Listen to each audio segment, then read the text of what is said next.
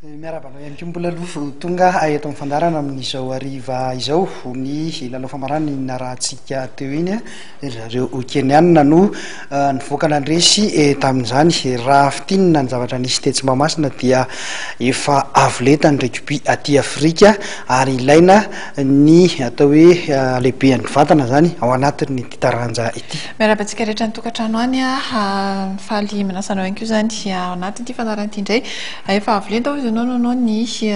bola lavalava aty Afrika zany hoe tena hita mihitsy ve le hoe tena misy mahasamihafa azy be mihitsy ve no any sokajy be izay nilalaovantsika tamin'ny taona sy ity sokajy azy nanaovantsika ity satria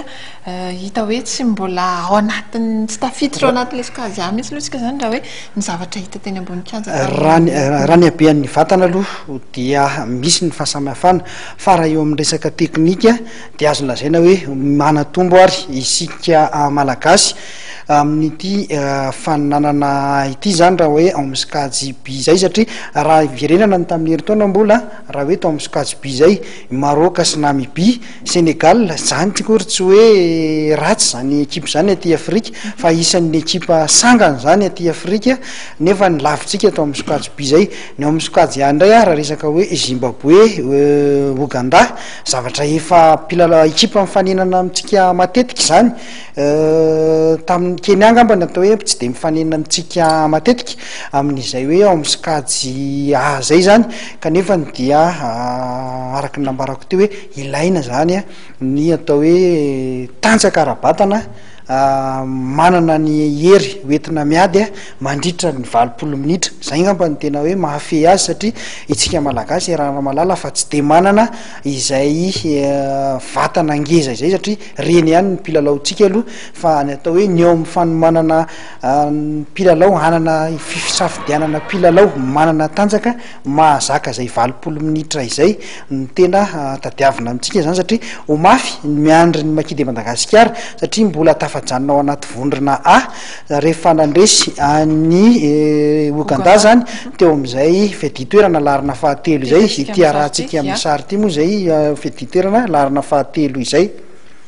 nandresy tamin'isa 2023 moa ny Makidy Madagasikara tamin'ity lalao fiaditoerana tetsy Mahamasina mbola io tolakandro io ihany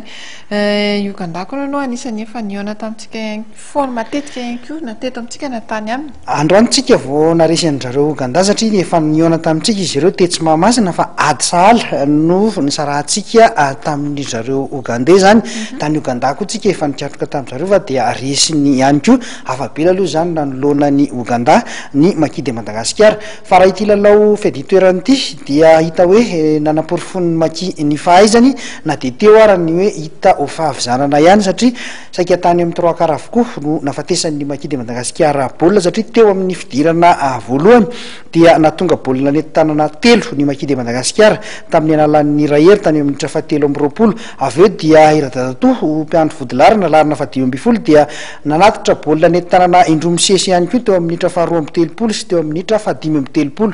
teo amin'ny fizaram-potoana faharoa dia hita tambesatra tany amin'ny zareo Uganda indray ny avizanana ary nanary baolina matetika izy ireo ary lasatsika ny baolina ary nivadika ho fanafihany zany ary baolina mahatonga nentanana avy hatrany ho an'ny Makidy Madagasikara satria dia nahatonga baolina nentanana roa irija tamin'ity androany ity teo ihany koa izo zay nahatonga baolina nentanana indray mandeha